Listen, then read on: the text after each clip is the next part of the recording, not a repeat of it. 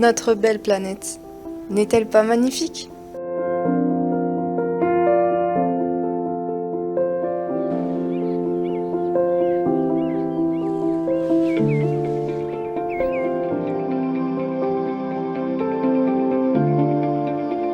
Elle serait plus belle encore sans les dégradations qu'elle subit. Le 5 mai 2022, le jour du dépassement a été atteint. Il s'agit du jour où les ressources naturelles pour l'année ont toutes été consommées.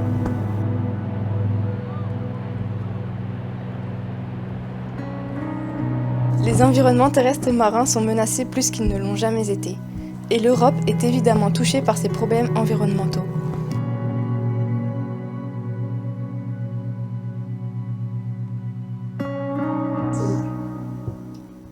Dans un premier temps, selon un rapport de l'Agence européenne de l'environnement datant de 2019, la pollution aurait provoqué 307 000 décès prématurés dans l'Union européenne, un chiffre alarmant, mais qui a diminué de plus de 10% en un an. Un autre nombre inquiétant, ce sont environ 60 milliards de tonnes de ressources renouvelables et non renouvelables qui sont consommées chaque année dans le monde.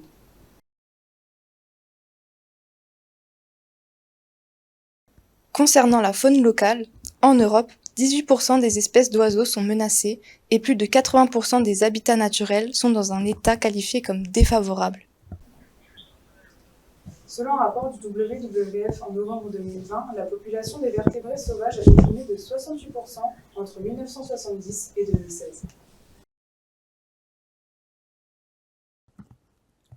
L'association suit en effet depuis 1998 l'indice Planète Vivant, IPV, qui mesure l'abondance de 22 000 populations de mammifères, oiseaux, poissons, reptiles et amphibiens dans le monde.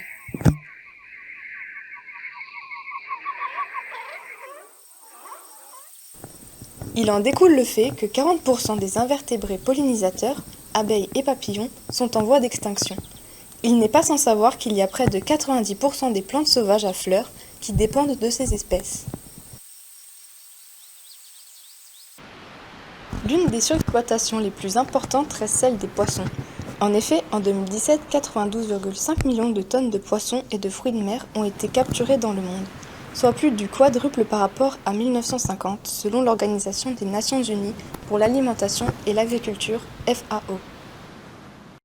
La surexploitation est d'autant plus forte à cause de la consommation d'hydrocarbures, de viande, soda et autres aliments, de papier, d'eau et d'autres produits plastiques ou électroniques dans certains pays. Selon un rapport de l'Union internationale pour la conservation de la nature, UICN, près de 230 000 tonnes de plastique sont déversées chaque année dans la Méditerranée. C'est l'équivalent de plus de 500 conteneurs chaque jour. Aujourd'hui, 80% des déchets en mer proviennent des activités humaines sur les terres. C'est pour cela que l'Europe se doit d'agir. Elle prend plusieurs types de décisions. Tout d'abord, depuis 1998, l'Union européenne met en œuvre une politique revue en 2020 qui consiste à protéger 30% de la surface maritime et terrestre au sein de l'Union européenne grâce aux espaces Natura 2000. Ces derniers sont des outils fondamentaux de la politique européenne de la préservation de la biodiversité européenne. Ils permettent la protection de la faune et la flore. Puis, à partir de 2012, 20 pays de l'Union européenne ont renforcé leur zone Natura 2000 terrestre ou maritime. De cette manière, les espèces et plantes dans ces environnements sont mieux préservées. Cela représente alors 27 522 sites et couvre 18% des terres européennes. D'autre part, le 1er mars 2017, la France compte 1766 sites couvrant près de 13% du territoire terrestre métropolitain et 11% de la zone économique exclusive métropolitaine. Nous retrouvons aussi la directive sur la conservation des oiseaux sauvages, surnommée directive Oiseaux, qui a été adoptée en 1979 et revue en 2009. Elle interdit la vente ou la détention d'un certain nombre d'espèces. C'est un début d'espoir pour l'Europe. Concernant la population, l'Europe a pour objectif majeur d'assurer une alimentation de qualité et durable. C'est pour cela que la stratégie Farm to Fork, en français de la ferme à la table, a été mise en place. Celle-ci consiste à réduire de 50% l'utilisation des pesticides les plus dangereux d'ici 2030, tout en augmentant la surface de l'agriculture biologique en Europe. Plus globalement, l'Union européenne a mis en place une politique environnementale qui repose sur 4 principes fondamentaux qui sont le principe de précaution, de prévention, de la correction des atteintes à l'environnement et le pollueur-payeur. Ainsi, le principe de précaution permet aux décideurs de prendre des mesures de protection lorsque les preuves scientifiques correspondent à un danger pour l'environnement ou la santé humaine sont incertaines avec des enjeux importants. Le principe de prévention ou d'action préventive est l'un des principes généraux du droit de l'environnement. Il répond au fait que la plupart des dommages qui touchent l'environnement sont irréparables. Celui de la correction des atteintes à l'environnement visant à recenser et de mettre en œuvre tout type de savoir-faire, de matériaux qui évitent ou régulent la pollution ou ses impacts environnementaux nocifs, tout en étant plus efficace et plus économique. Le dernier principe est celui de pollueur-payeur. Son objectif est de réduire l'impact de l'activité humaine sur l'environnement en favorisant les activités non polluantes. D'autre part, l'Union européenne a mis en place un grand programme dédié à la nature et à la biodiversité, c'est le projet LIFE.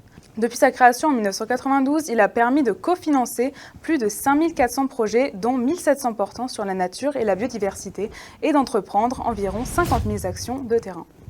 Ce programme instaure des objectifs contraignants en matière de restauration des cours d'eau, d'arrêt du déclin des oiseaux et des insectes en milieu agricole, de réduction de l'utilisation des pesticides et d'amélioration de la conservation des habitats et des espèces protégées au sein de l'Union européenne. En décembre 2020, compte tenu de la nécessité de relever son niveau d'ambition climatique, comme l'exige également l'accord de Paris, consécutif à la COP21 en 2016, le Conseil européen a approuvé un nouvel objectif de réduction des émissions des gaz à effet de serre à l'horizon de 2050. Il s'agit de la neutralité carbone de l'Union européenne. Tout compte fait, vous voyez que l'Europe a beaucoup agi pour l'environnement.